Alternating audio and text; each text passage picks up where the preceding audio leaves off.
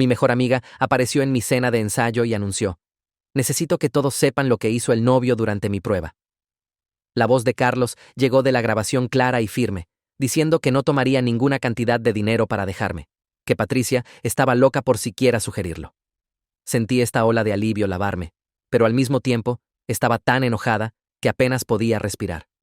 Mi mejor amiga, desde segundo grado, acababa de intentar sobornar a mi futuro esposo para abandonarme en el altar.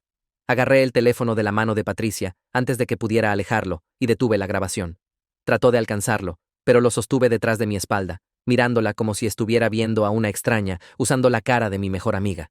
El salón de banquetes se había quedado completamente silencioso, excepto por alguien tosiendo en la esquina del fondo. El padre de Carlos, Roberto, empujó su silla hacia atrás tan fuerte que raspó contra el suelo, haciendo este sonido horrible que hizo que todos saltaran. Se levantó y caminó directamente hacia el gerente del club de campo, que estaba rondando cerca de las puertas de la cocina, viéndose como si quisiera desaparecer en el suelo.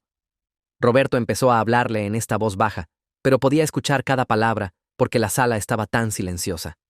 Le dijo al gerente que llamara a seguridad ahora mismo, porque esto había ido demasiado lejos y alguien necesitaba remover a esta mujer de la propiedad inmediatamente.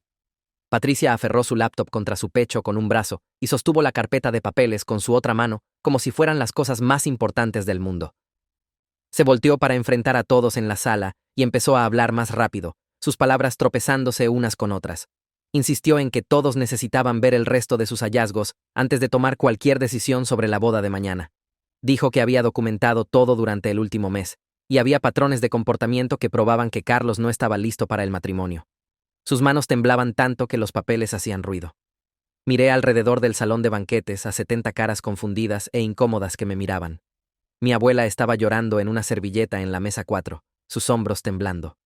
Los primos de Carlos estaban todos inclinándose uno hacia el otro y susurrando detrás de sus manos en la mesa 6. La coordinadora de la boda estaba parada contra la pared, enviando mensajes frenéticamente a alguien, probablemente a su jefe, o tal vez a un abogado. La cena de ensayo en la que habíamos gastado 3 meses planificando y miles de euros pagando, se había convertido en este interrogatorio público de mi relación. No tenía idea de cómo arreglar esto, o hacerlo parar, o hacer que las cosas volvieran a la normalidad. Mi madre, Carmen, se levantó de su asiento y caminó hacia Patricia con sus manos extendidas frente a ella, como si se estuviera acercando a un animal asustado. Habló en esa voz gentil que solía usar cuando tenía pesadillas de niña, sugiriendo que tal vez ella y Patricia deberían salir para hablar en privado sobre todo esto. Pero Patricia sacudió la cabeza tan fuerte que su cabello voló alrededor de su cara. Dijo: esto concierne a todos aquí, porque todos necesitan saber qué tipo de hombre me estoy casando antes de verme cometer el error más grande de mi vida mañana. Su voz tenía este tono que nunca había escuchado antes, algo maníaco y desesperado que me asustaba mucho más que sus acusaciones sobre Carlos. Esta no era la Patricia que me había ayudado a estudiar para exámenes y trenzado mi cabello antes de los bailes escolares y sostenido mi mano en el funeral de mi abuelo. Diego se levantó de su asiento en la mesa 3 y sacó su teléfono. Dijo que necesitaba aclarar algo ahora mismo, antes de que esto se saliera más de control. Confirmó que Carlos había estado con él durante esas 3 horas el martes pasado, y empezó a desplazarse por su teléfono para encontrar prueba. Levantó su pantalla para mostrar sus recibos de tarjeta de crédito del restaurante donde habían cenado esa noche, la marca de tiempo mostrando las 20:47 para la cuenta. Luego dijo algo que hizo que mi estómago se hundiera. Agregó que Patricia los había seguido al restaurante y se sentó 3 mesas más lejos observándolos todo el tiempo. Dijo que pensó que era raro, pero no se lo mencionó a nadie porque pensó que ella casualmente estaba ahí. Pero ahora se dio cuenta de que había estado siguiendo a Carlos a propósito, documentando sus movimientos, acosándolo. El gerente del club de campo regresó a la sala con 2 guardias de seguridad siguiéndolo. Ambos eran hombres grandes usando uniformes negros con radios sujetos a sus cinturones. El gerente se acercó a Patricia y habló silenciosamente, pidiéndole que por favor dejara la propiedad. Ella se negó inmediatamente, su voz alzándose. Dijo que tenía derecho a estar aquí como dama de honor y estaba protegiéndome de cometer el error más grande de mi vida. Los 2 guardias de seguridad se posicionaron a cada lado de ella, pero no la tocaron o trataron de removerla físicamente aún. Solo se quedaron ahí esperando instrucciones mientras Patricia siguió hablando. Finalmente encontré mi voz, y salió más fuerte de lo que esperaba. Le dije a Patricia que lo que había hecho no era protección, era acoso y hostigamiento. Dije que no tenía derecho a seguir a Carlos durante un mes, a contratar mujeres para coquetear con él, a crear cuentas falsas de redes sociales, a aparecer en su despedida de soltero disfrazada. Cada palabra se sentía como si estuviera rompiendo algo entre nosotras que nunca podría arreglarse. Me miró con esta expresión de genuina confusión, como si honestamente no pudiera entender por qué no la estaba agradeciendo. Dijo que había gastado tanto tiempo y esfuerzo, asegurándose de que Carlos me mereciera, que había sacrificado su propio tiempo y dinero para protegerme, y así era como le pagaba. Patricia sacó su teléfono otra vez y empezó a desplazarse con dedos temblorosos. Comenzó a leer mensajes de texto entre nosotras del año pasado en voz alta a todos en la sala. Señaló cada vez que me había quejado de Carlos trabajando tarde o mencionado un pequeño desacuerdo que habíamos tenido. Leyó un mensaje de hace 6 meses, donde dije que estaba molesta porque Carlos se olvidó de comprar leche camino a casa. Leyó otro de hace 3 meses, donde mencioné que habíamos discutido sobre qué familia visitar para Acción de Gracias. Había estado manteniendo un archivo de los problemas de nuestra relación todo este tiempo, guardando cada cosa negativa que había dicho e interpretando el estrés normal de pareja como señales rojas que justificaban su investigación de un mes. Carlos se sentó pesadamente en su silla y puso su cabeza en sus manos. Todo su cuerpo parecía colapsar en sí mismo. Su madre, Elena, se levantó de su asiento y se movió para pararse detrás de él con sus manos en sus hombros. Estaba fulminando a Patricia con esta mirada de pura ira que nunca había visto en su cara antes. Me di cuenta de que mi futuro esposo había sido acosado por semanas por alguien que pensó que era mi amiga, alguien que había recibido en su vida porque era importante para mí y no tenía idea de qué estaba pasando. Me sentí culpable, aunque sabía lógicamente que no había causado esto y no podría haberlo prevenido. Mi padre Francisco se levantó de la mesa principal y su voz salió firme y autoritaria, de una manera que rara vez escuchaba de él.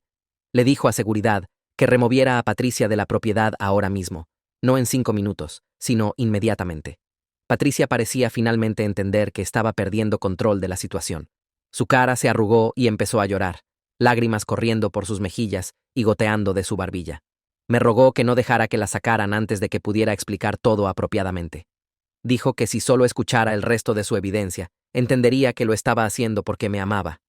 Levanté mi mano para detener a los guardias de seguridad y me volteé para enfrentar a Patricia directamente. Mi voz salió más estable de lo que esperaba cuando le pregunté por qué realmente había hecho esto. Se limpió las lágrimas con el dorso de su mano y su rímel se corrió por su mejilla.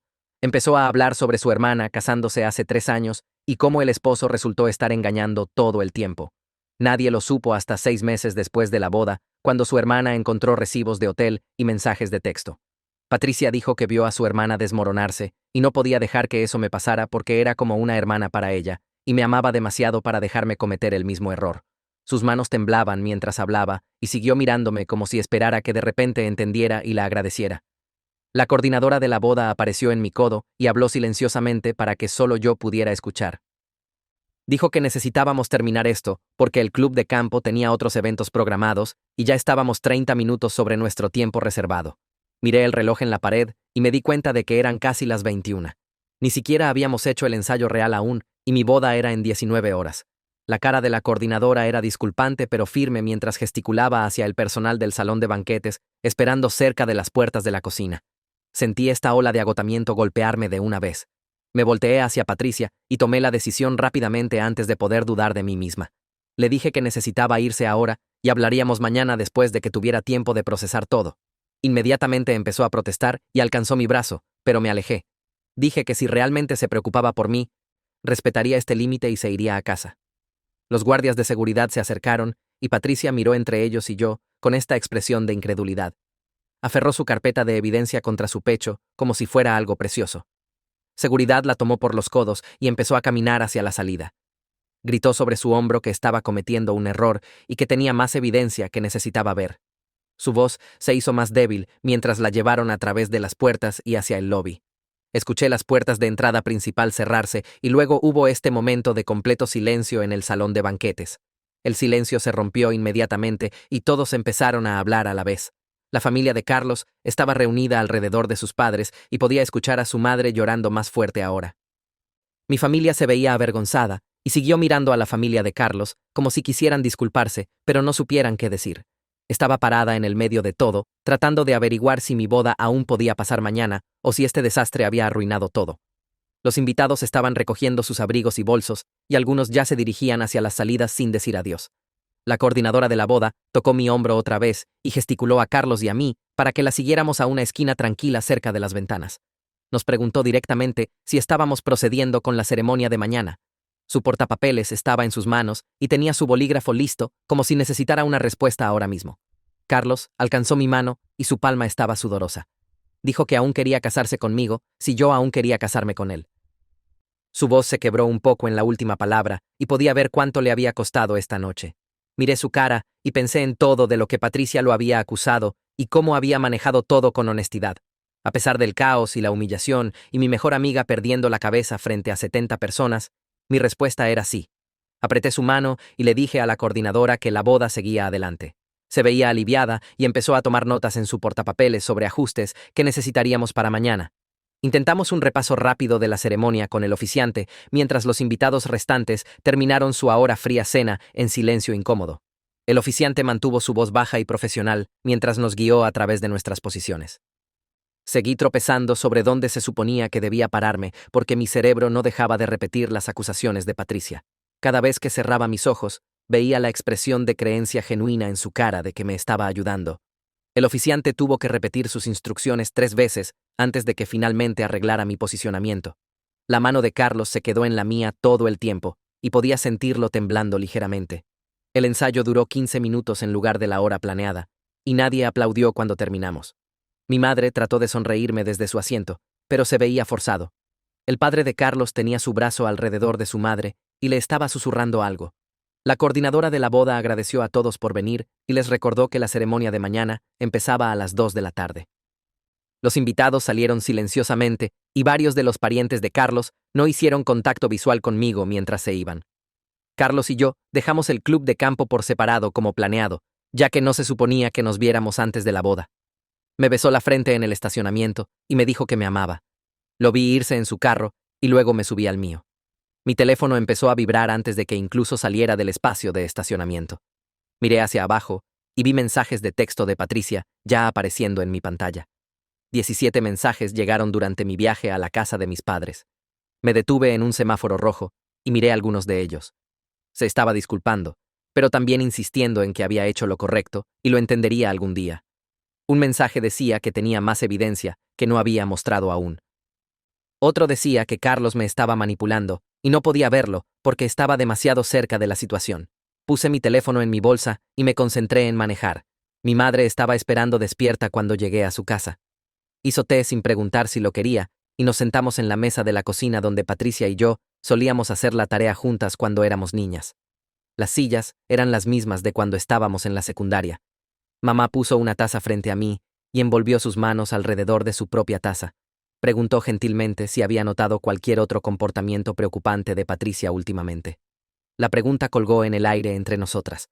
Empecé a pensar sobre los últimos meses e incidentes pequeños que había descartado como Patricia siendo sobreprotectora o rara. Cosas que parecían extrañas en el momento, pero que había explicado porque era mi mejor amiga y confiaba en ella.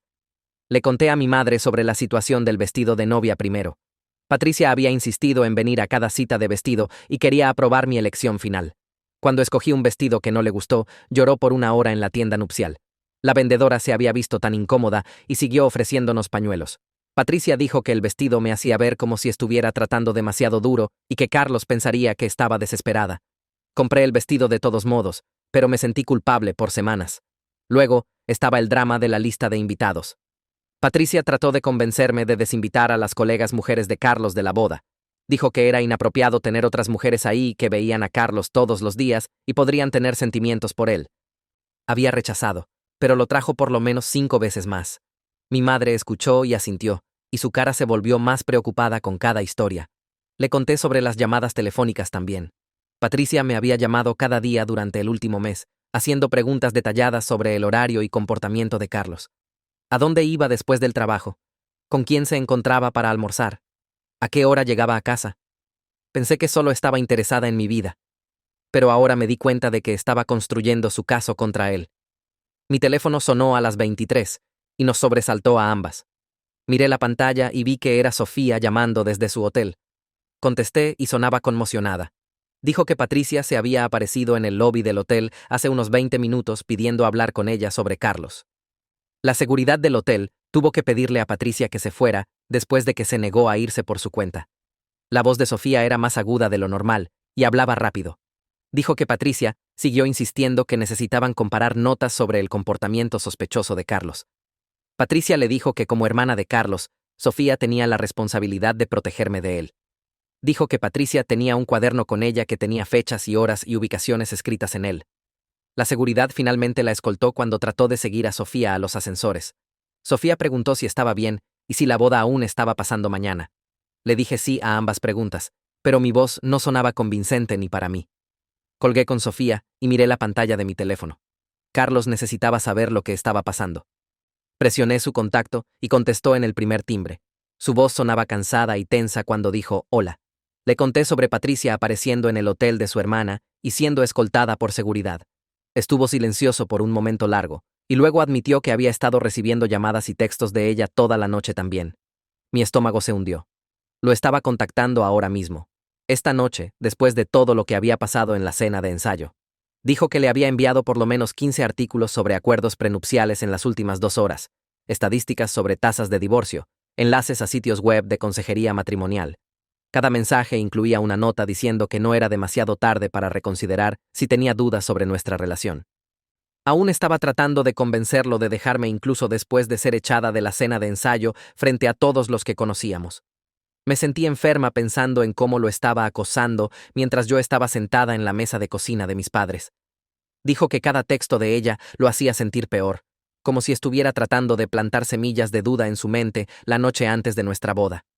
Pregunté si quería venir a la casa de mis padres para que pudiéramos hablar en persona, pero dijo que no. Su familia aún estaba en su apartamento tratando de procesar lo que había pasado, y necesitaba lidiar con ellos primero. Nos quedamos en el teléfono de todos modos. Ninguno de nosotros quería colgar. Por las próximas 2 horas, hablamos sobre todo lo que había pasado en la cena de ensayo. Pasó por cada acusación de Patricia punto por punto, explicando dónde realmente estaba y qué realmente estaba haciendo durante todos los momentos en que ella lo había estado siguiendo. Las visitas al gimnasio, donde contrató a alguien para coquetear con él. El almuerzo con su hermana que fotografió. La despedida de soltero donde se disfrazó de mesera. Su voz se volvió más silenciosa cuando habló sobre esa última.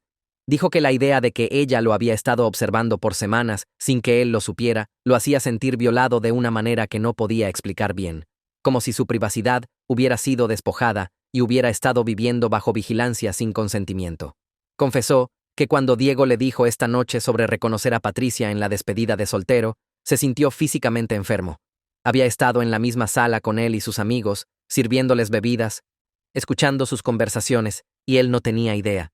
Siguió preguntándose qué más había hecho que él no sabía, qué otros límites había cruzado, qué otros momentos privados había presenciado o grabado. Escuché y me di cuenta de que esto lo había traumatizado de maneras que no desaparecerían después de la boda de mañana. No solo estaba molesto por la humillación pública en la cena de ensayo, estaba genuinamente asustado de lo que Patricia podría hacer después. Finalmente colgamos a medianoche y traté de dormir, pero mi cerebro no se apagaba. Cada vez que cerraba mis ojos, veía la cara de Patricia en la cena de ensayo, tan convencida de que me estaba ayudando. Me quedé dormida alrededor de las 2 de la mañana y desperté 3 horas después con mi estómago en nudos. Mi día de boda. Alcancé mi teléfono en la mesa de noche y vi 43 mensajes de texto de Patricia que habían llegado durante la noche. Los revisé con manos temblorosas. Las primeras 12 eran disculpas. Estaba apenada por molestar a todos, apenada por el timing, apenada por no presentar su evidencia más cuidadosamente. Luego los mensajes cambiaron a explicaciones detalladas de por qué cada prueba era necesaria y científicamente válida. Había investigado métodos de prueba de lealtad usados por investigadores privados. Había consultado foros en línea sobre atrapar tramposos. Había desarrollado un enfoque sistemático para evaluar el carácter de Carlos porque no podía confiar en él basándose solo en mi juicio. Los mensajes se volvieron más largos y más frenéticos mientras la noche avanzaba. Al final, estaba enviando párrafos sobre cómo el matrimonio es un compromiso de por vida y preferiría herir mis sentimientos ahora que verme divorciada después como su hermana. Puse el teléfono boca abajo en la cama y miré al techo. Este era mi día de boda, y estaba leyendo mensajes de texto de mi ex mejor amiga explicando por qué acosar a mi prometido era un acto de amor. Mis damas de honor empezaron a llegar a las 8 de la mañana. Podía escucharlas abajo hablando con mi madre en voces bajas. Cuando subieron a mi habitación, todas estaban revisando sus teléfonos constantemente. Me di cuenta de que se estaban enviando mensajes entre ellas sobre si Patricia aparecería. Una de ellas finalmente me preguntó directamente si Patricia aún era la dama de honor.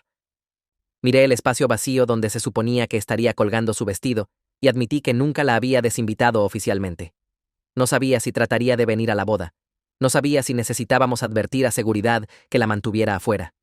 Mi prima sacó su teléfono y dijo que llamaría al lugar para asegurarse de que tuvieran una foto de Patricia e instrucciones de no dejarla entrar.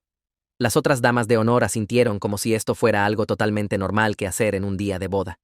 Agregar a la dama de honor a la lista de prohibidos. Sentí la situación volverse más real con cada minuto que pasaba. A las 9, fui al baño y cerré la puerta. Saqué el contacto de Patricia y lo miré por un minuto completo antes de presionar llamar. Contestó inmediatamente. Su voz sonaba esperanzada y ansiosa, como tal vez estaba llamando para perdonarla y dejarla venir a la boda después de todo. Tomé una respiración profunda y le dije tan calmadamente como pude que ya no era mi dama de honor y no era bienvenida en la boda hoy. El silencio del otro lado duró tanto que pensé que había colgado. Luego empezó a llorar. Grandes sollozos entrecortados que me hicieron agarrar el teléfono más fuerte. Rogó por otra oportunidad, dijo que se disculparía con todos, prometió que se comportaría perfectamente si solo la dejaba estar ahí. Dijo que ya había comprado un vestido nuevo específicamente para hoy y había sido mi mejor amiga por 20 años y no podía perderse mi boda. Por favor, no hagas esto. Por favor, déjame arreglarlo. Por favor, dame una oportunidad más. Me mantuve firme. Le dije que mi decisión era final.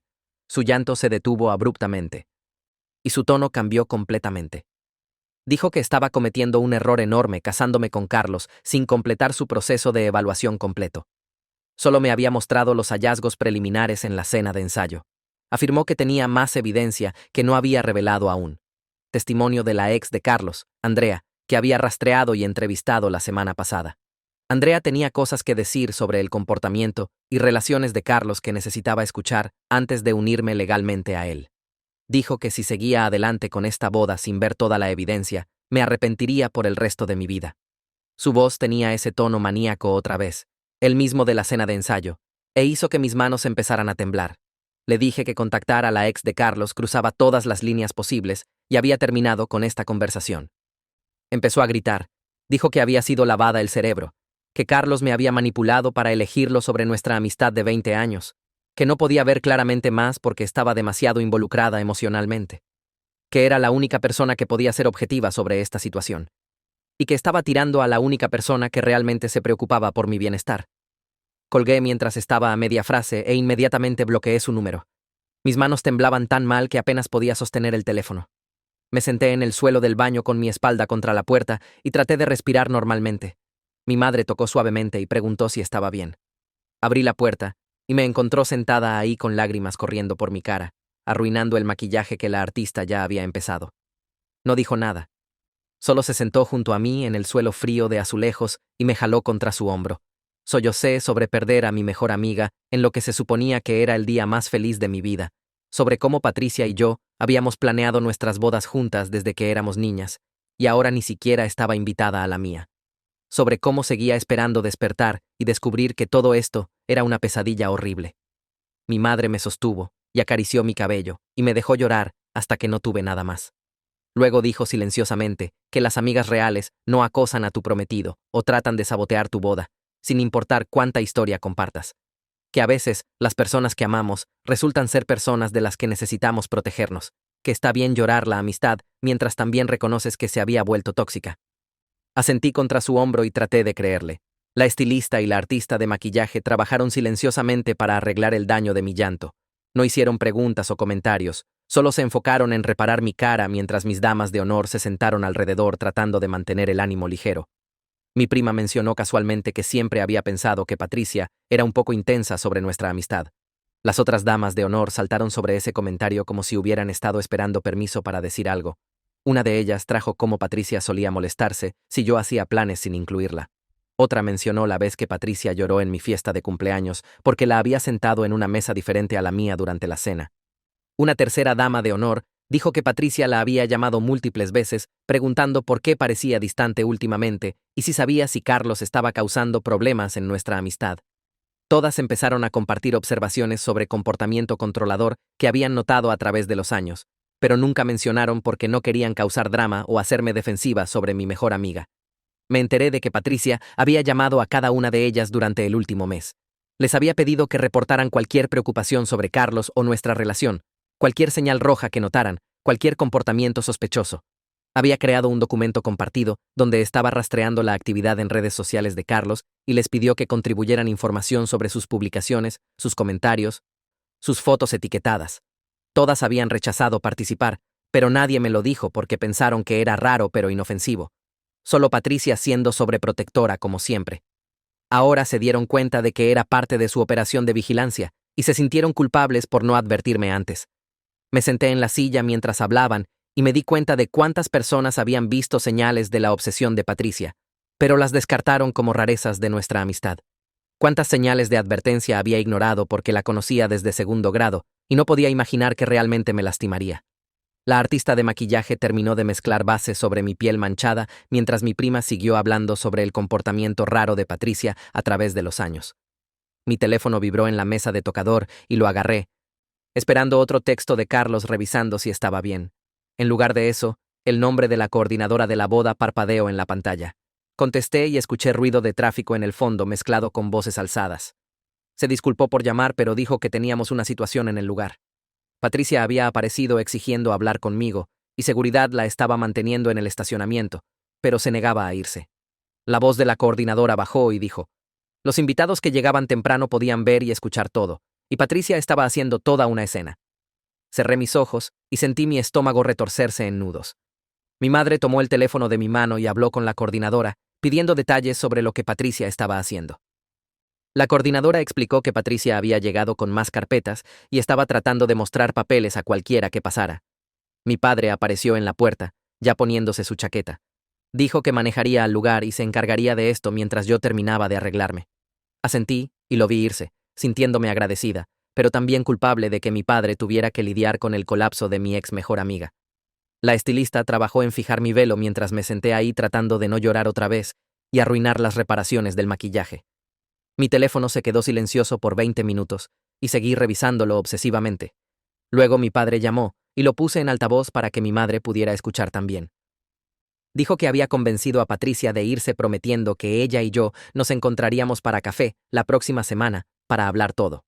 Su voz bajó a un susurro y agregó que no tenía que cumplir realmente esa promesa. Solo necesitaba algo para hacerla irse. El alivio me inundó y le agradecí, mi voz temblando. Dijo que seguridad tenía ahora la foto y descripción de Patricia y no se le permitiría regresar a la propiedad. Mi madre apretó mi hombro y dijo que necesitábamos ponerme en mi vestido. Las damas de honor dejaron la habitación para darnos privacidad y mi madre abrió la cremallera de la bolsa del vestido colgando en la puerta del armario. El vestido era encaje marfil con un corpiño ajustado y falda fluida que había elegido 6 meses atrás, con Patricia a mi lado, dando opiniones sobre cada opción. Mi madre me ayudó a entrar cuidadosamente, levantando la tela pesada sobre mi cabeza y alisándola sobre mi cuerpo. Abrochó las docenas de pequeños botones corriendo por mi columna, mientras me miraba en el espejo de cuerpo completo. A pesar de todo lo que había pasado con Patricia, aún quería casarme con Carlos hoy. El caos realmente me había hecho más segura sobre él, porque vi cómo manejó ser acosado y acusado públicamente con dignidad y honestidad. Nunca perdió los estribos o dijo cosas crueles sobre Patricia, incluso cuando se lo merecía. Mi madre terminó con los botones y retrocedió para mirarme. Empezó a llorar y dijo que me veía hermosa, y sentí lágrimas amenazando con derramarse otra vez, pero las forcé hacia atrás. Nos cargamos en el carro de mi padre a las 12:30, con mi vestido cuidadosamente arreglado en el asiento trasero. Las damas de honor siguieron en un carro separado y manejamos al lugar en silencio. Miré las calles familiares pasar y pensé en todas las veces que Patricia y yo habíamos manejado estas mismas carreteras juntas. Llegamos al lugar a la 1 y podía ver el carro de Carlos ya estacionado cerca de la entrada. La coordinadora de la boda nos encontró en la puerta con una sonrisa brillante que no ocultaba del todo el estrés en sus ojos. Me aseguró que seguridad tenía la foto y descripción de Patricia y no se le permitiría en la propiedad bajo ninguna circunstancia. Asentí y traté de enfocarme en el hecho de que estaba a punto de casarme con alguien que amo, en lugar de detenerme en la amiga que había perdido. La coordinadora nos llevó a la suite nupcial, donde mis damas de honor ya estaban retocando su maquillaje. Alguien me dio una copa de champán, pero no podía beberla porque mi estómago se sentía demasiado revuelto. A las 13:45, la coordinadora tocó y dijo que era hora de formarse. Mi padre ofreció su brazo y lo tomé, sintiendo el peso de mi ramo en mi otra mano. Caminamos al espacio de la ceremonia y podía escuchar música tocando e invitados hablando en voces bajas. La ceremonia empezó a las 2 y las damas de honor caminaron por el pasillo una por una. Luego la música cambió a la marcha nupcial y mi padre apretó mi brazo. Entramos a la vista y vi a Carlos parado en el altar con su hermano a su lado. Sus ojos se llenaron de lágrimas cuando me vio y sabía que ambos estábamos pensando en todo lo que habíamos pasado para llegar a este momento. Todo el acoso y acusaciones y humillación pública que podría habernos destruido, pero de alguna manera nos hizo más fuertes en su lugar. El oficiante empezó a hablar y no había señal de Patricia interrumpiendo nada. Apenas escuché las palabras de apertura porque estaba escaneando la multitud por cualquier señal de problema. Pero todos solo nos sonrieron y la ceremonia continuó sin problemas. Llegamos al intercambio de votos y Carlos sacó el papel donde había escrito sus promesas. Dijo que juraba confiar en mí y comunicarse honestamente y proteger nuestra relación de interferencia externa. Su voz se quebró en esa última parte y apreté su mano porque ambos sabíamos lo que eso realmente significaba. Significaba protegernos de personas como Patricia, que pensaban que sabían lo que era mejor para nuestra relación, mejor que nosotros. Leí mis propios votos, prometiendo las mismas cosas, más un compromiso de siempre elegirlo a él, incluso cuando otras personas trataran de venir entre nosotros. El oficiante nos declaró casados, y Carlos me besó mientras nuestras familias aplaudieron.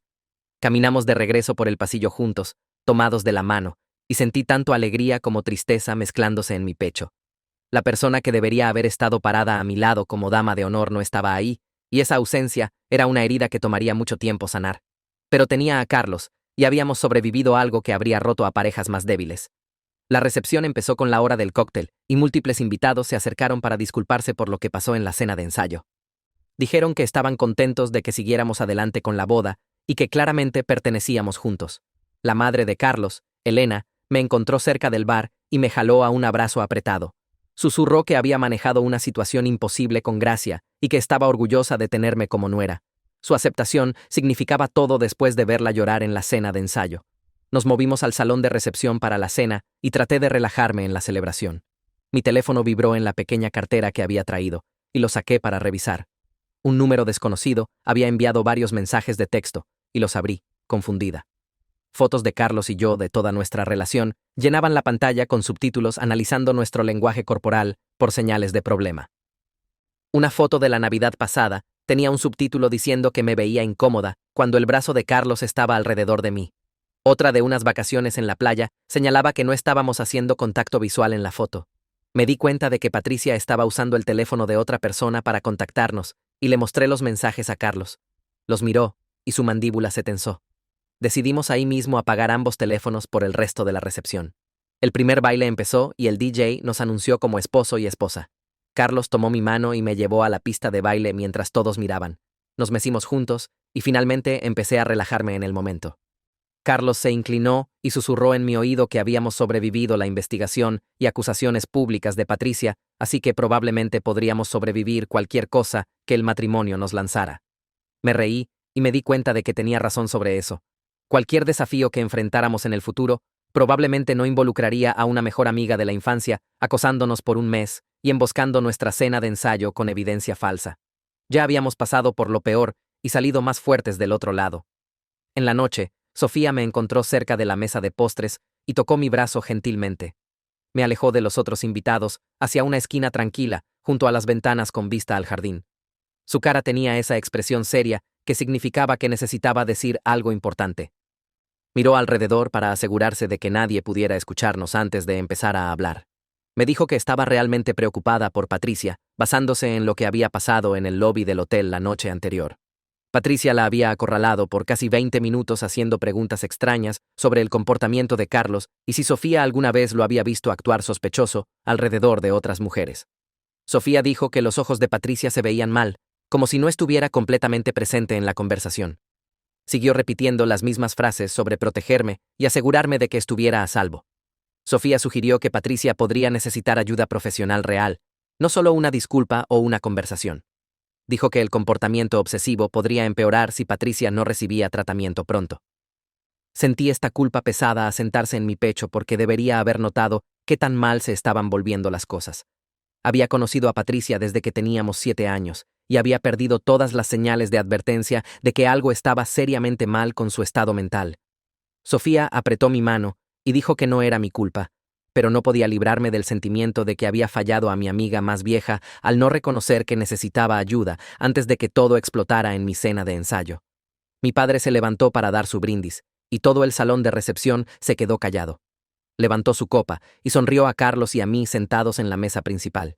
Habló sobre cómo Carlos y yo nos balanceábamos perfectamente, cómo la naturaleza calmada de Carlos ayudaba a tranquilizar mi tendencia a sobrepensar todo. Mencionó momentos específicos del año pasado que mostraban qué tan bien trabajábamos juntos como equipo. Dijo que estaba emocionado de dar la bienvenida a Carlos a nuestra familia y que nunca me había visto más feliz de lo que había estado desde que nos comprometimos. Todo el tiempo que estaba hablando, noté que sus ojos siguieron volteando hacia las entradas del salón de recepción. Estaba vigilando por Patricia, aunque seguridad tenía su foto e instrucciones de mantenerla afuera. Su mano tembló ligeramente cuando levantó su copa para la parte final del brindis. Nunca mencionó a la dama de honor o nada sobre el caos de anoche. Mantuvo todo enfocado en Carlos y yo, y nuestro futuro juntos, pero podía decir por la tensión en sus hombros que estaba preparado para dejar de hablar inmediatamente si Patricia aparecía. Cuando terminó, todos aplaudieron y Carlos se levantó para abrazarlo. Mi padre susurró algo en el oído de Carlos que no pude escuchar, pero Carlos asintió seriamente en respuesta. La recepción terminó a las 22 y los invitados empezaron a salir por las puertas principales. Carlos y yo nos despedimos de nuestras familias y agradecimos a todos por venir a pesar del drama de la noche anterior. Caminamos a nuestro carro en el estacionamiento y me quité los tacones en el segundo en que me subí al asiento del pasajero. Carlos nos manejó hacia el hotel donde nos estábamos quedando esta noche antes de nuestro vuelo mañana en la mañana. Por los primeros minutos, solo nos sentamos en silencio cómodo, ambos agotados por el peso emocional de los últimos 2 días. Luego Carlos trajo lo de lo que habíamos estado evitando hablar todo el día. Dijo que necesitábamos decidir cómo manejar a Patricia yendo adelante porque esto no se iba a ir solo. Estuve de acuerdo y empezamos a hacer un plan ahí mismo en el carro. Decidimos que necesitábamos límites claros con ella, como no contacto para por lo menos 6 meses. Carlos dijo que podríamos necesitar considerar acción legal si seguía acosándonos a nosotros o a nuestras familias. Me sentí enferma pensando en involucrar abogados con alguien con quien había crecido, pero también sabía que tenía razón. Patricia había cruzado tantas líneas que no podíamos solo ignorar lo que había pasado y esperar que parara por su cuenta. Llegamos al hotel y subimos a nuestro cuarto. Me senté en la cama y saqué mi teléfono. Le dije a Carlos que quería desbloquear el número de Patricia para ver si había mensajes amenazantes que deberíamos documentar para propósitos legales. Se sentó junto a mí mientras fui a través de la configuración y quité el bloqueo. Los mensajes empezaron a cargar inmediatamente. 27 textos de Patricia habían llegado desde que la bloqueé esta mañana. Empecé a leerlos en voz alta a Carlos. Los primeros eran enojados, llamándome desagradecida y diciendo que había hecho un error enorme excluyéndola de la boda. Luego, había mensajes criticando cada elección que habíamos hecho para la ceremonia. Criticó mi vestido, las flores, la música, incluso la manera en que Carlos y yo habíamos caminado por el pasillo juntos. Dijo que toda la boda se veía barata y apresurada.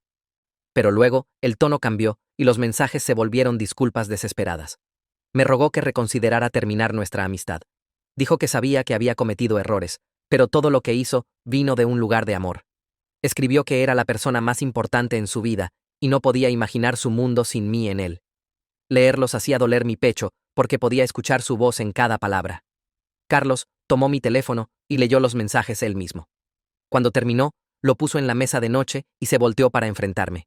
Dijo que deberíamos hablar con un abogado cuando regresáramos de nuestra luna de miel sobre obtener una orden de restricción si el comportamiento de Patricia continuaba. Asentí porque sabía que era lo inteligente que hacer.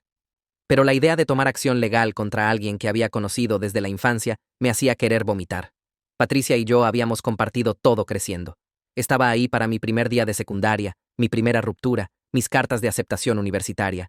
Habíamos planeado nuestras futuras bodas juntas cuando éramos adolescentes, prometiendo que seríamos las damas de honor una de la otra. Ahora estaba hablando sobre conseguir una orden de la corte para forzarla a mantenerse alejada de mí. Carlos podía ver qué tan molesta estaba y sugirió que hiciéramos un trato. Manejaríamos todas las cosas de Patricia después de nuestro viaje y solo trataríamos de disfrutar nuestra luna de miel sin dejar que esto colgara sobre nosotros todo el tiempo. Estuve de acuerdo y ambos apagamos nuestros teléfonos completamente. Nos fuimos a Italia la mañana siguiente en un vuelo temprano. Los primeros días fueron hermosos, pero no podía relajarme completamente. Seguí revisando mi teléfono aunque había prometido a Carlos que no lo haría. Esperaba mensajes de Patricia cada vez que lo prendía, alguna nueva crisis o gesto dramático, pero no había nada. Había estado completamente silenciosa desde que la boda terminó ayer. En el día 3, Carlos gentilmente señaló que estaba gastando más tiempo mirando mi teléfono que viendo el campo italiano real que estábamos manejando a través. Dijo que debería tratar de estar presente en nuestro viaje en lugar de esperar el próximo desastre con Patricia. Tenía razón, y me sentí mal de que estaba dejando que arruinara nuestra luna de miel, aunque no nos estaba contactando realmente. Puse mi teléfono en mi maleta y no lo revisé otra vez por 2 días. En el día 5 de nuestra luna de miel, finalmente miré mi email mientras Carlos estaba en la ducha. Había un mensaje de mi madre con la línea de asunto: Patricia apareció. Mi estómago se hundió cuando lo abrí. Mamá escribió que Patricia había venido a su casa esa mañana preguntando si podía pasar por mi viejo cuarto para recoger algunos artículos que había dejado ahí a través de los años. Mi madre le dijo que no y le pidió que se fuera, pero Patricia no se fue. Se sentó en su carro estacionado al otro lado de la calle de la casa de mis padres por 3 horas.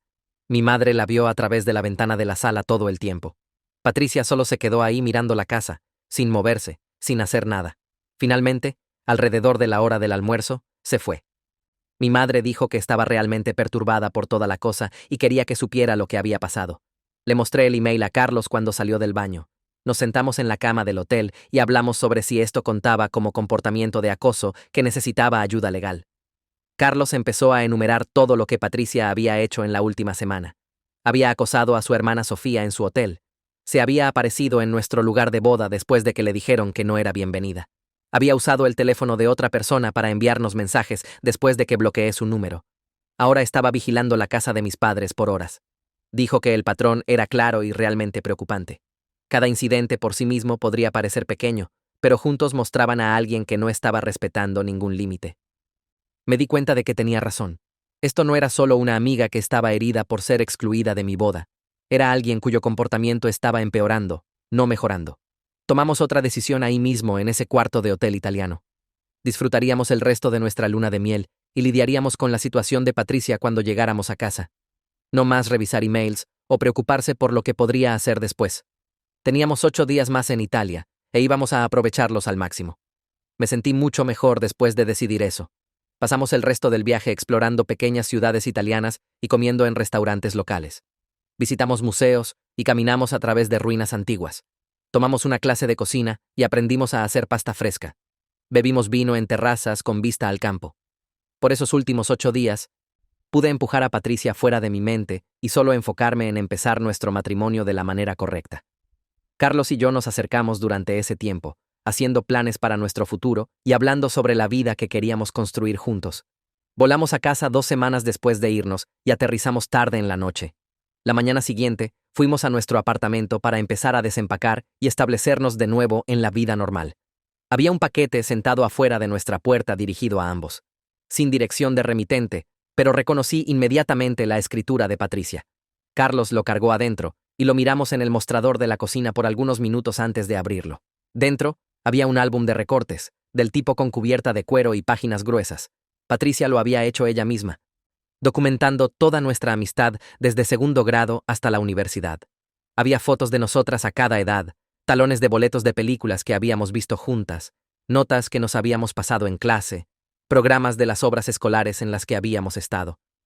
Cada página estaba cuidadosamente diseñada con subtítulos y fechas. Era realmente hermoso, y mirar a través de él me hizo llorar. Pero también había una nota metida en la parte de atrás. Patricia escribió que estaba apenada por cómo habían terminado las cosas entre nosotras. Dijo que entendía que estaba enojada y herida, pero mantenía su decisión de probar a Carlos porque protegerme valía perder nuestra amistad.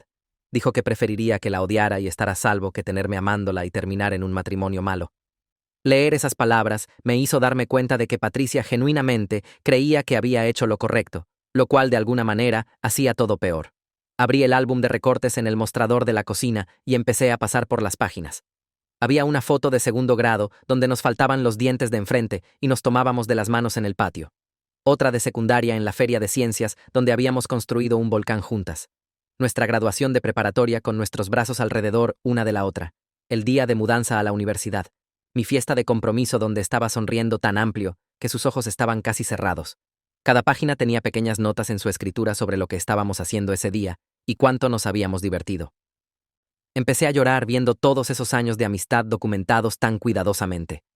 Carlos vino y puso su brazo alrededor de mí mientras me limpié los ojos con mi manga. El álbum de recortes era realmente hermoso, y claramente le tomó horas hacerlo. Pero también se sentía como si estuviera tratando de hacerme sentir mal por establecer límites. Como si estuviera diciendo, mira todo lo que hemos pasado, ¿cómo puedes tirar esto? Carlos sugirió que lo pusiéramos en el armario por ahora y nos enfocáramos en establecernos en la vida de casados. Dijo que necesitábamos decidir qué hacer sobre su comportamiento. Pero no teníamos que tomar esa decisión hoy. Cerré el álbum de recortes y lo puse en el estante superior donde no lo vería cada vez que pasara. La mañana siguiente, llamé al consultorio de mi doctora y pregunté si podían recomendar una terapeuta. La recepcionista me dio 3 nombres y empecé a llamarlos inmediatamente. Los primeros 2 no tenían aperturas por al menos un mes. La tercera tenía una cancelación y podía verme en 2 semanas. Reservé la cita inmediatamente y me sentí un poco mejor solo sabiendo que tendría a alguien con quien hablar sobre todo. Necesitaba ayuda para separar todos los sentimientos que tenía sobre perder mi amistad más vieja. Había duelo porque la extrañaba, ira por lo que le había hecho a Carlos y arruinado nuestra cena de ensayo, traición porque me había estado mintiendo por un mes mientras acosaba a mi esposo, y culpa porque parte de mí se preguntaba si había perdido señales de que estaba luchando tan mal. Era demasiado para procesar sola. Carlos y yo pasamos los días siguientes desempacando cajas en nuestro nuevo apartamento y tratando de sentirnos normales otra vez. Habíamos firmado el contrato de renta antes de la boda y movido nuestras cosas mientras estábamos en luna de miel. Ahora estábamos arreglando muebles y colgando cuadros y haciendo todas las cosas regulares que hacen los recién casados. Se sentía bien enfocarse en algo simple y positivo en lugar de pensar en el desastre en que se había convertido nuestro fin de semana de boda. Hicimos cena juntos en nuestra nueva cocina. Escogimos cuál armario sería de quién. Discutimos sobre dónde poner el sofá. Cosas normales de pareja que me hicieron sentir como tal vez podríamos superar todo el drama y solo ser felices. 3 días después de regresar de Italia, mi teléfono sonó mientras estaba guardando platos. Era mi madre. Dijo que Patricia la había llamado esa mañana pidiendo mi nueva dirección. Mamá le dijo que no la tenía, lo cual no era exactamente cierto, ya que nos había ayudado a mudarnos.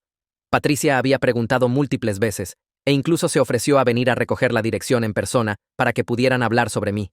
Mi madre finalmente le había dicho que dejara de llamar y colgó. Escuchar eso hizo que mi estómago se hundiera. El hecho de que Patricia estuviera tratando de averiguar dónde vivíamos me asustó de una manera que su otro comportamiento no lo había hecho. Significaba que no estaba retrocediendo. Significaba que aún estaba activamente tratando de llegar a mí, incluso después de todo lo que había pasado. Agradecí a mi mamá por no darle nuestra dirección y por contarme sobre las llamadas. Después de colgar, me senté en el sofá y sentí mis manos temblar. Carlos salió del cuarto y vio mi cara y preguntó qué estaba mal. Le conté sobre Patricia tratando de conseguir nuestra dirección de mi madre. Se sentó junto a mí y ambos solo miramos la pared por un minuto. Luego dijo que necesitábamos hablar con un abogado. Encontré un abogado en línea que se especializaba en acoso y órdenes de restricción. Su sitio web decía que había trabajado con víctimas de acoso antes. Hicimos una cita para el día siguiente. Esa noche no pude dormir. Seguí pensando en Patricia apareciendo en nuestra puerta o siguiéndonos como había seguido a Carlos. Seguí revisando las ventanas para asegurarme de que nadie estuviera afuera viendo nuestro apartamento. Carlos notó que me levantaba por tercera vez y preguntó si quería dormir con la puerta del cuarto cerrada con llave. Nunca habíamos cerrado con llave la puerta de nuestro cuarto antes, pero dije que sí, y se levantó y giró la cerradura. Ayudó un poco, pero aún dormía apenas. La oficina del abogado estaba en un edificio en el centro. Tomamos el ascensor al 4º piso y nos registramos con la recepcionista. El abogado salió a buscarnos después de algunos minutos. Su nombre estaba en la puerta, pero no lo voy a decir aquí. Nos llevó a su oficina y nos pidió que explicáramos la situación desde el principio. Carlos y yo nos turnamos contándole todo.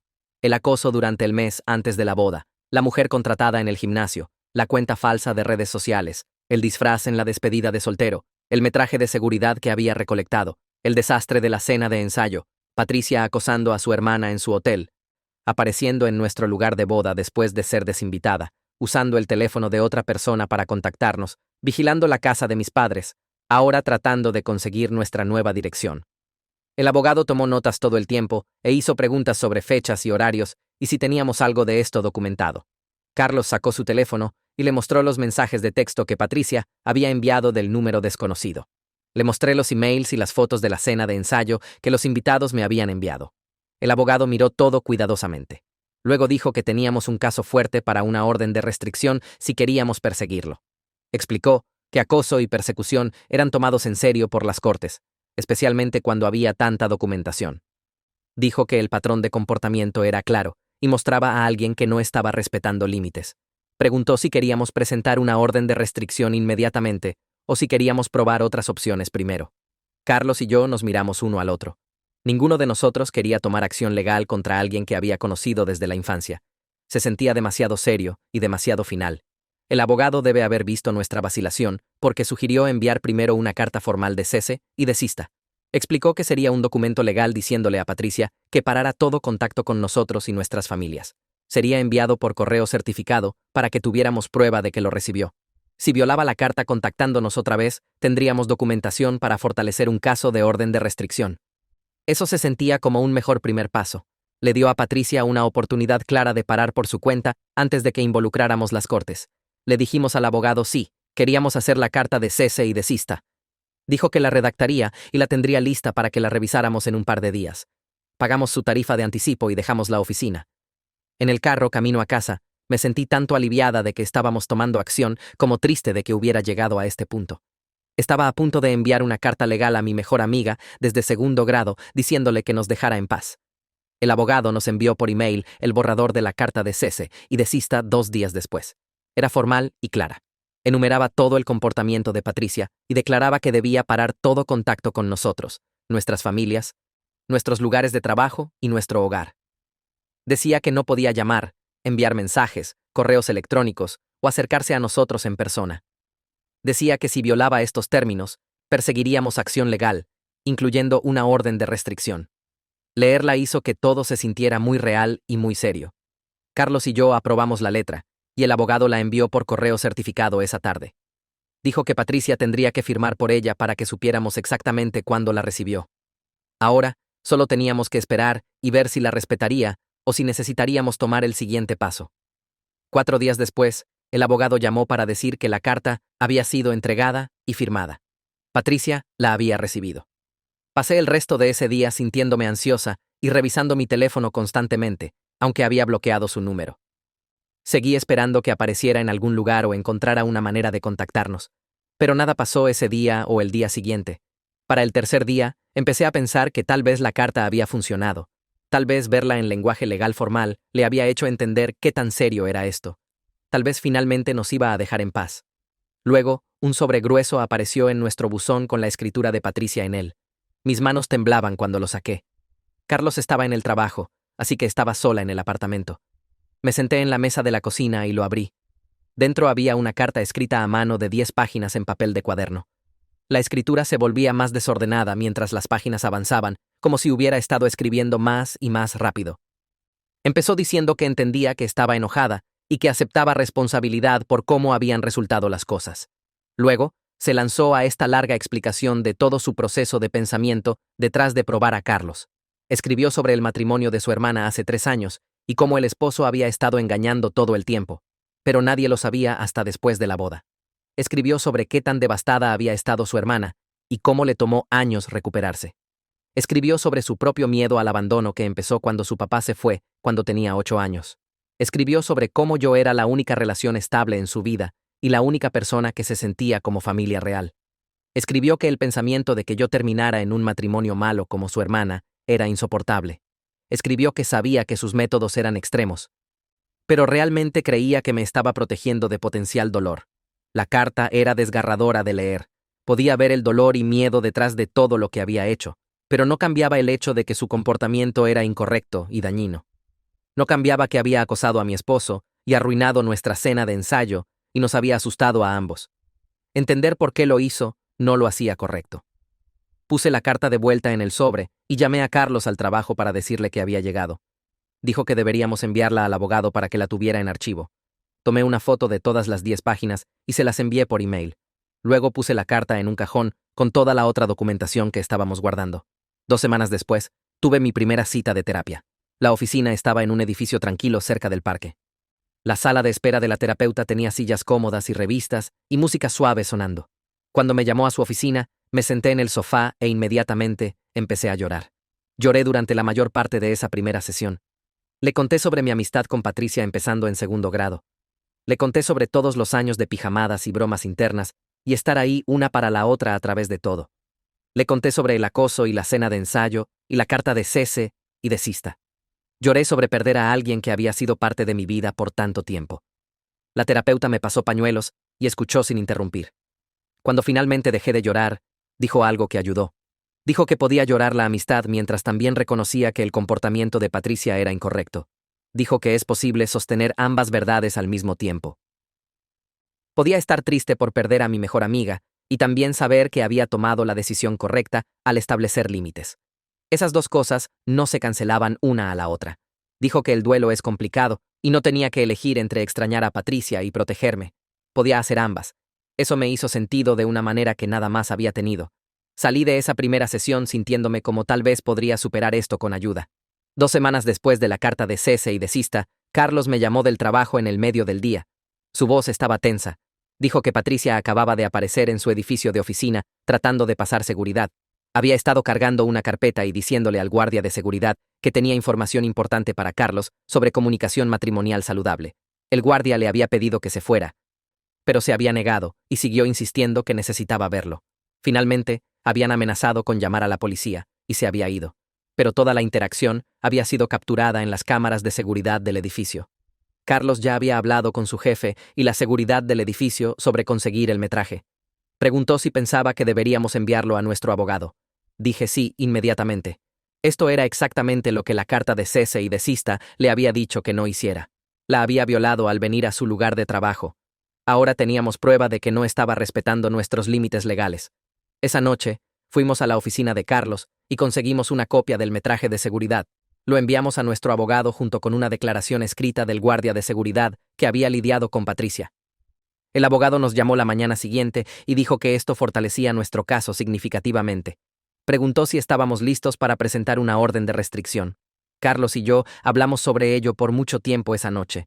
Se sentía como un paso tan grande, pero Patricia había probado que no se iba a detener por su cuenta. Le dijimos al abogado sí. Queríamos presentar la orden de restricción. El abogado presentó los papeles y conseguimos una fecha de corte 3 semanas después. Esas 3 semanas se sintieron como esperar que algo terrible pasara. Cada vez que mi teléfono sonaba, saltaba. Cada vez que escuchaba pasos en el pasillo afuera de nuestro apartamento, me congelaba. Carlos empezó a acompañarme a mi carro después del trabajo porque ambos estábamos nerviosos de que Patricia apareciera. El día de la audiencia en corte finalmente llegó. Nos vestimos con ropa de trabajo y manejamos al Palacio de Justicia en el centro. Nuestro abogado nos encontró afuera y repasó lo que pasaría.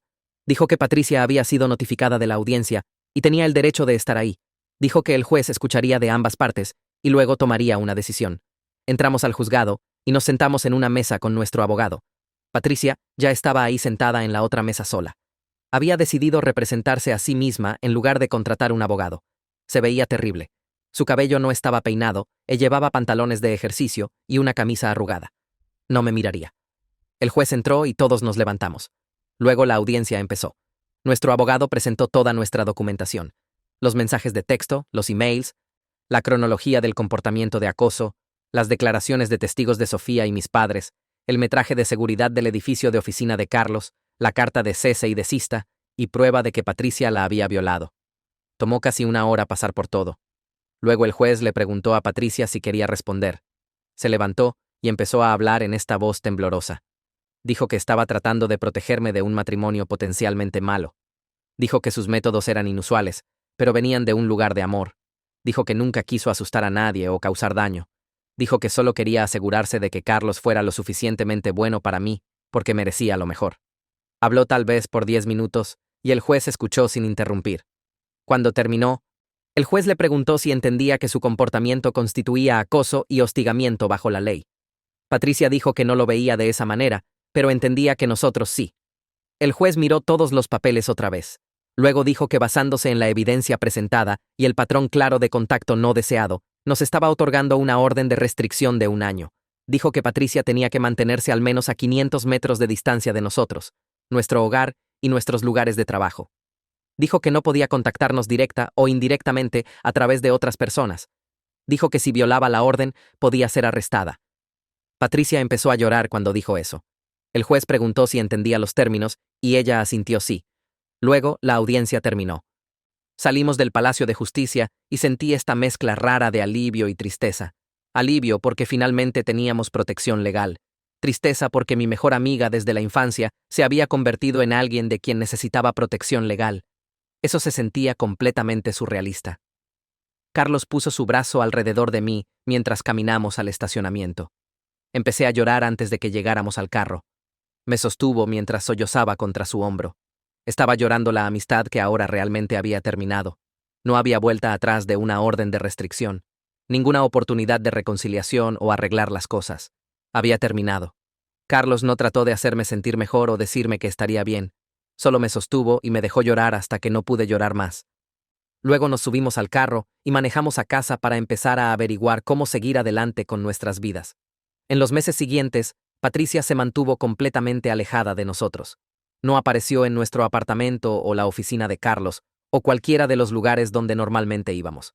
Mi madre me llamó una tarde a principios de primavera y dijo que se había encontrado con una de las compañeras de trabajo de Patricia en el supermercado. La compañera mencionó que Patricia había estado preguntando sobre mí a través de amigos mutuos, tratando de averiguar cómo estaba sin violar la orden de restricción. Mi madre también escuchó que Patricia había empezado a ver una terapeuta 2 veces por semana y aparentemente estaba trabajando en algunas cosas. Sentí esta mezcla rara de alivio, de que estuviera obteniendo ayuda y tristeza, de que nuestra amistad se hubiera vuelto tan rota que necesitaba intervención profesional para lidiar con perderme. Carlos preguntó si quería contactarla de alguna manera, tal vez a través de mi madre como intermediaria, pero le dije que no estaba lista para ningún contacto, incluso indirectamente. La orden de restricción me dio espacio para respirar y averiguar mis propios sentimientos sin preocuparme por lo que Patricia podría hacer después. Carlos y yo nos establecimos en la vida matrimonial en nuestro nuevo apartamento al otro lado de la ciudad de donde habíamos vivido antes. Desempacamos cajas juntos y discutimos sobre dónde poner muebles y aprendimos los hábitos del otro de una manera que no habíamos cuando solo estábamos saliendo. Descubrí que Carlos ordenaba sus calcetines por color y siempre hacía la cama antes de irse al trabajo. Y él aprendió que no podía funcionar antes del café y me gustaba reorganizar los gabinetes de la cocina cada pocas semanas. Éramos más cuidadosos uno con el otro después de todo lo que había pasado con Patricia. Nos consultábamos más seguido sobre cómo nos sentíamos y nos aseguramos de hablar sobre pequeñas irritaciones antes de que se volvieran problemas grandes. Carlos empezó a contarme su horario completo cada semana sin que yo se lo pidiera. No porque lo exigiera, sino porque quería que me sintiera segura. Me aseguré de presentarlo a mis amigos e incluirlo en planes en lugar de mantener partes de mi vida separadas como solía hacer. Toda la experiencia con Patricia nos había enseñado que proteger nuestra relación significaba ser intencionales sobre comunicación y límites. Éramos más fuertes como pareja porque habíamos sobrevivido a alguien tratando activamente de destruir nuestra confianza. Y sabíamos que podíamos manejar problemas matrimoniales normales si podíamos manejar eso. Su madre, Elena, me llamaba cada domingo para preguntar cómo estaba, y mis padres invitaban a Carlos a su casa para cenar cada 2 semanas. Nuestras familias se habían unido alrededor de nosotros durante la crisis, y se quedaron cerca después, lo que nos hizo sentir apoyados de una manera que importaba. 6 meses después de la boda, me senté en la oficina de mi terapeuta y hablé sobre cuánto mejor me sentía comparado con esas primeras semanas terribles. Había estado yendo a terapia cada semana desde que regresamos de nuestra luna de miel, y me estaba ayudando a procesar el duelo de perder a Patricia. Mi terapeuta me había ayudado a entender que las amistades tóxicas podían dañarte tanto como las relaciones románticas tóxicas. Tal vez más porque no esperabas que tu mejor amiga te lastimara a propósito. Le conté sobre la culpa que aún cargaba por no ver las señales de advertencia antes. Todas las veces que Patricia había sido controladora o posesiva, que había descartado como ella siendo protectora. Mi terapeuta señaló que el comportamiento de Patricia probablemente se había estado construyendo por años en maneras pequeñas que eran fáciles de racionalizar hasta que de repente ya no lo eran. Dijo que no podía culparme por confiar en alguien que había conocido desde segundo grado y que aprender a establecer límites no era cruel, incluso cuando lastimaba a alguien de quien te importabas. Estaba aprendiendo a perdonarme por no reconocer qué tan poco saludable se había vuelto nuestra amistad, por no entender que la obsesión de Patricia con protegerme realmente tenía que ver con su propio miedo al abandono. Las sesiones de terapia Me dieron herramientas para trabajar a través de las emociones complicadas sin quedarme atorada en ellas, y podía sentirme volviéndome más ligera cada semana. Mi terapeuta pasó una sesión completa, ayudándome a entender que no podría haber prevenido el colapso de Patricia o arreglado sus problemas solo a través de la amistad. Explicó que el comportamiento obsesivo de Patricia probablemente se había desarrollado a través de muchos años, probablemente empezando mucho antes de que conociera a Carlos o incluso supiera que estaba en una relación seria. Algunas personas necesitaban ayuda profesional que los amigos no podían proveer sin importar cuánto se preocuparan o por cuánto tiempo se hubieran conocido. Mi terapeuta dijo que protegerme a mí misma y mi matrimonio era la elección correcta, aunque significara terminar una amistad de 20 años, y que a veces la cosa más amorosa que podías hacer era retroceder y dejar que alguien enfrentara las consecuencias de sus acciones. Me recordó que había tratado de hablar con Patricia múltiples veces, que le había dado oportunidades de parar el acoso y las pruebas, y que había elegido intensificar en lugar de escuchar. La orden de restricción no era yo siendo cruel o abandonando a una amiga en necesidad. Era yo estableciendo un límite necesario para mantener a Carlos y a mí a salvo de alguien cuyo comportamiento se había vuelto peligroso. Salí de esa sesión sintiéndome como si se hubiera levantado un peso de mi pecho, como si finalmente tuviera permiso de dejar de sentirme culpable por elegir mi propio bienestar sobre los sentimientos de Patricia. Carlos y yo celebramos nuestro primer aniversario en una tranquila noche de martes en casa. Ordenamos comida del restaurante donde habíamos tenido nuestra primera cita, y la comimos en nuestro sofá, mientras mirábamos fotos de la boda. Hablamos sobre qué tan lejos habíamos llegado desde esa cena de ensayo caótica y fin de semana de boda, cómo habíamos logrado construir una vida buena juntos, a pesar de todo lo que Patricia había tratado de destruir. Carlos dijo que estaba agradecido de que no dejáramos que su comportamiento arruinara nuestra relación o nos hiciera sospechosos uno del otro, que habíamos elegido confiar uno en el otro, en lugar de dejar que sus pruebas y acusaciones plantaran semillas de duda. Le dije que estaba agradecida por cómo había manejado ser acosado con tanta paciencia y cómo me había apoyado a través de perder a mi amiga más vieja, sin hacerme sentir mal por llorar esa pérdida. Ambos estuvimos de acuerdo en que el trauma realmente nos había hecho mejores compañeros, porque nos forzó a ser intencionales sobre comunicación y límites desde el mismísimo principio de nuestro matrimonio. La orden de restricción expiraría en unos pocos meses y tendríamos que decidir si renovarla, pero acordamos cruzar ese puente cuando llegáramos ahí. Por ahora, estábamos enfocados en construir nuestra vida juntos, en las rutinas diarias y pequeñas alegrías que componían un matrimonio, en ser felices en el presente, en lugar de preocuparnos por lo que Patricia podría o no hacer cuando la protección legal terminara. Aún pensaba en Patricia a veces cuando manejaba por lugares donde solíamos ir juntas o cuando veía algo que me recordaba nuestra infancia. Me preguntaba si estaba mejor, si la terapia la estaba ayudando a entender por qué se había vuelto tan obsesionada con probar a Carlos y protegerme de una amenaza que no existía. Parte de mí esperaba que estuviera sanando y aprendiendo maneras más saludables de manejar sus miedos al abandono y problemas de apego, pero había aceptado que nuestra amistad había terminado y eso estaba bien, aunque aún dolía a veces. Algunas relaciones no estaban destinadas a durar para siempre, incluso cuando empezaban en segundo grado y moldeaban toda tu infancia. Carlos y yo éramos felices en nuestro pequeño apartamento, con nuestras rutinas y nuestras llamadas dominicales con su madre, y nuestras cenas semanales con mis padres. Nuestras familias eran de apoyo y habíamos aprendido lecciones valiosas sobre límites y confianza que nos servirían bien a través de nuestro matrimonio. La vida no era perfecta, porque aún teníamos días malos y discusiones sobre cosas estúpidas y momentos cuando extrañábamos qué tan simple solía ser todo antes de que las pruebas de Patricia explotaran nuestra cena de ensayo. Pero era genuinamente buena, y eso era suficiente.